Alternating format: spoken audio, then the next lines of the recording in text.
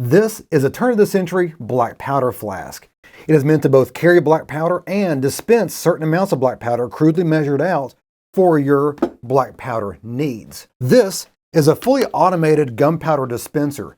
It measures it, it spits it out, and it holds it there ready for you to use in your reloading activities. And it does that at an accuracy that will completely be unheard of outside of a laboratory setting 20 years ago. But sometimes this old powder flask is way more appropriate to use than this modern marvel.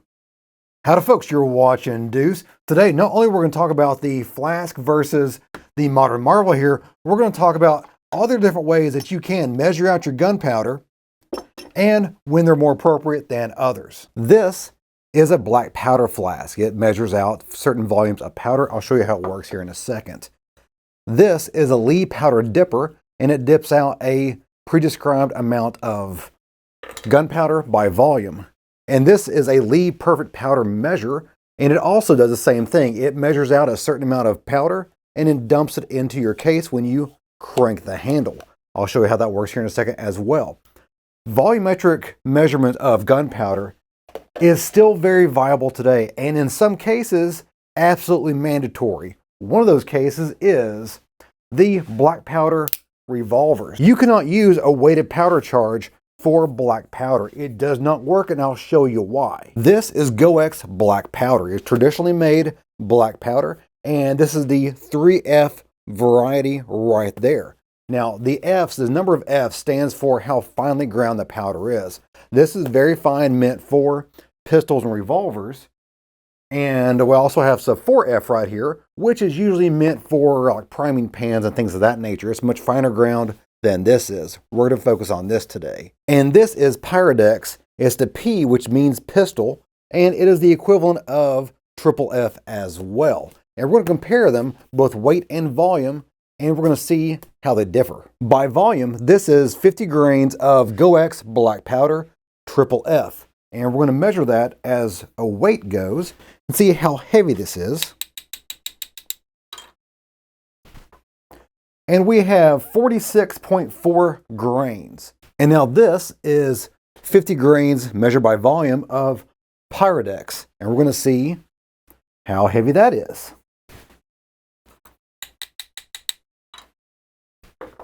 And that is 35.6 grains. And some of you naysayers are saying, well, that's because they have different power. And that is true. I did a video, I'll put it up here somewhere where you can link to it. It's an old video, it goes way back. But I measured out exactly 30 grains of Pyrodex and 30 grains of GoX, and it turns out the Pyrodex by volume is more powerful, produces a faster bullet, a faster charge in your black powder revolver, which I put it over there, than good old traditional GoX black powder. Just for fun, because I've never done it before, we're also going to measure out Swiss black powder. This is also 3F. I think this is open. If this is not open, then I'm not opening it. Okay, it's open. Okay, so we're going to measure out 50 grains of Swiss 3F black powder, and we're going to see how heavy this is.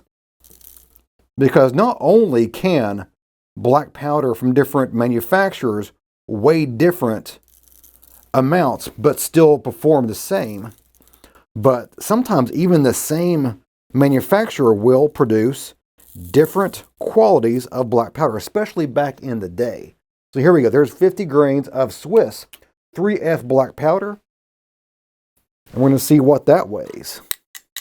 45.6 grains of black powder would produce about the same power as 46 something in GoX and 30 something grains by weight of Pyrodex. So you absolutely must use a volumetric measure when dealing with black powder. How do these black powder flasks work? Well, they're pretty ingenious. Number one is that they have a funnel at the top there that can be screwed off in exchange for different sizes of funnel. Now, I don't have anything brass other than this size, but I can 3D print whatever size I want. This is a 30 grain funnel, 3D printed, and I think this is a 25 grain, again, by volume. And how this works, this has traditional black powder, GoX 3F black powder. The 3F stand for the body of the flask is made out of copper. And the rest of it is brass because you do not want anything sparking on this, obviously. On the top, there's a spring and a little lever you use your thumb on. That opens up the gate here. Let me just show you that.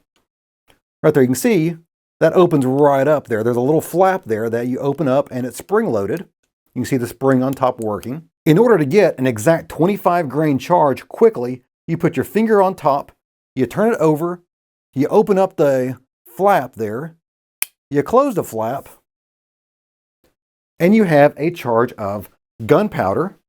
And let's go ahead and fill that up. Now this is just 20 grains or 25 grains of black powder, which comes out to be 20.4 grains by weight, which is enough to get your black powder pistol to shoot a 44 caliber lead ball up to about 800 feet per second-ish. Yeah, again, depends on what you're using. If you're using GoX black powder, that's going to be a little bit slower than if you're using Pyrodex. Now, I did test out at one point. I can't remember if I made a video on it.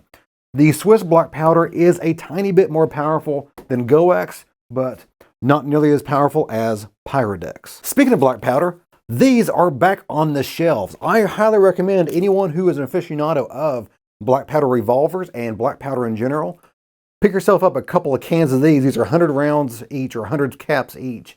Go ahead and pick these up. These are cheap, these are plentiful, and they will not be forever. So pick them up, they last forever as long as you keep them out of the moisture. So outside of black powder, why else would you use these volumetric measurements of gunpowder if it wasn't mandatory? Well, number one is speed. Volumetric measurements are much, much faster than using a scale. And the second reason is that it's much cheaper. So let me turn on the lights. What am I doing? There we go. Now the lights are on there. You can see the M1 Garand there. The vast majority of those are 30-06. A very select number of them are 308 or 7.62 by 51 for the Navy. We're not dealing with that. Okay, 30-06. Lee always tries to make things as cheap and as accessible to the average working man as possible. And one of their ideas was to include in almost all of their rifle dies here is a powder dipper. This particular dipper is for 3.4 cc's of gunpowder. And you would basically just scoop out gunpowder, level it off, and then pour it into your case. And that will work as long as you're using the correct weight of bullet and the correct gunpowder that corresponds with this particular dipper size. For this particular demonstration, we're going to go ahead and put some Varget in there. Varget is really meant for 30-06, and it is on the low end of the spectrum for speed for a M1 Garand, but it is one of the most accurate powders for the old M1. All you got to do is take your case, put it right up against the spout, and then work the handle back and forth, and that will give you a pre-described volumetric powder charge. Depending on the type of gunpowder you're using, it may or may not measure well or meter well through a volumetric measurement. Let's say that's your metering device. If you're using a ball or spherical style powder, such as this Winchester Stay Ball powder, it will meter very, very well and very accurately because if you ever take a bunch of golf balls and throw them into a bucket, they're always going to settle down and almost align like a lattice structure in quartz or whatnot. But what if you don't have a good style of gunpowder, or what you're doing, what you're loading, does not have a good ball style powder for that? Say, again, the M1 Garand, I'm using Varget. Varget is a stick powder. It really is just a bunch of sticks of gunpowder. If you ever try to take a bunch of sticks from the yard and put them into a trash can, you're going to know that the sticks do not stack well. They do not stack correctly. They are always going to have some voids in there of just empty space that you cannot fill no matter how much you mash down on those damn sticks. And you're going to have all these little voids here. I almost made a smiley face. And that's going to be a problem when you're trying to get an exact measurement from one to the other. It's just not going to happen very well. It's going to be close. It can be close, but it's not going to be accurate to like match grade style ammo.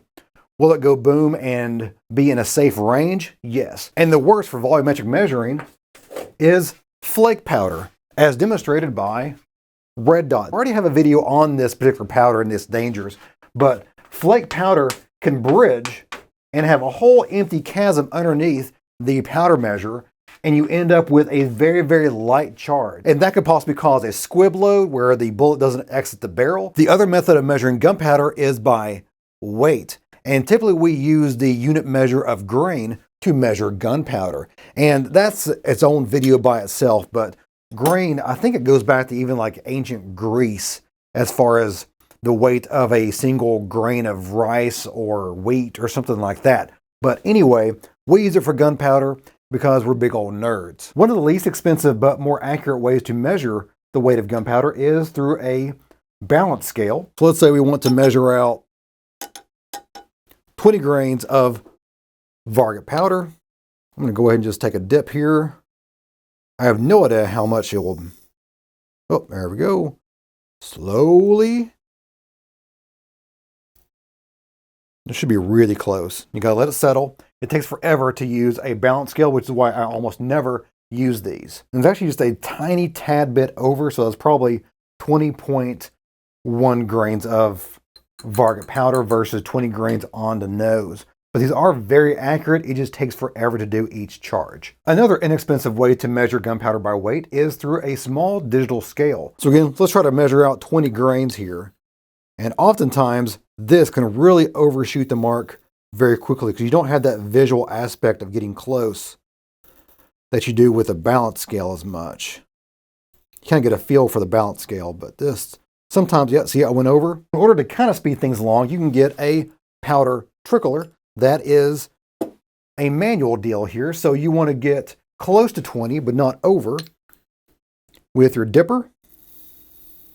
So we're at 19.1 grains right now. I'm going to slowly turn this and drop more gunpowder into the pan until we hit 20. This manually operated powder measures are slow, but very accurate.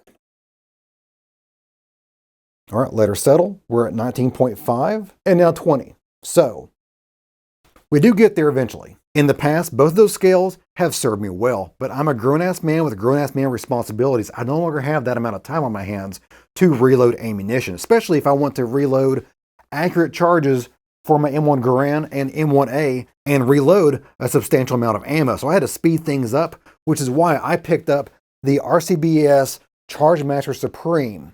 It's a Supreme because it comes with guacamole. Go ahead and turn her on here. Now, one of the things that you'll see on all the reviews and everything is that you can hook it up to your app on your phone and do all kinds of cool things with it. But what they usually don't tell you is that you can do the majority, almost every single thing that you can do on your phone on the app. You can also do without the app right here. It will learn. You put a gunpowder in there and it will learn how that gunpowder measures so it can more accurately, more quickly get you the exact amount you're asking for. So there is capability without your phone, without the app. I have a little bit of vargot already in here, which is what I'm using for my M1 Garand because it is the most accurate powder for M1s. And we'll put a starting load of 47 grains.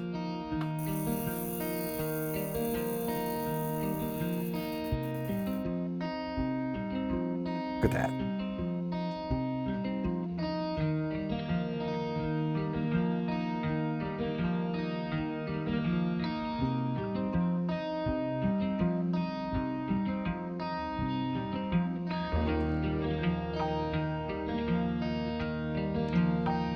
And there we have 47 grains. And what's cool is we can take that, we can dump it into your case, which in this case is my shot glass. Load that round, and it automatically spits out the next 47 grains for you. And it'll be sitting there waiting for you when you need it. I am super, super pleased with this so far. I've not done more than maybe 200 rounds so far, but so far it has worked without a hitch.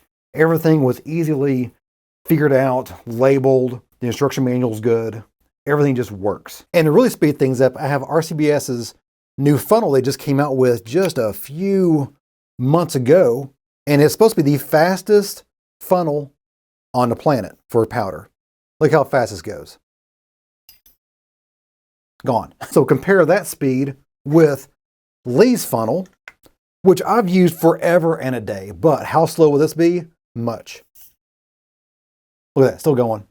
There we go. Now that's not a huge time difference, but that adds up. How do you guys measure your gunpowder? Is it by volume or weight? And which one of these would you trust most? Well guys, that's it for me today. I hope you enjoyed it. If you did, give me a like and go subscribe. A lot more is on the way. If you have any comments, questions, show what it is, or information about how you measure your gunpowder, put that down in the comments down below. I'll try to answer as many of those as possible. And as always, you guys have a great day. See ya.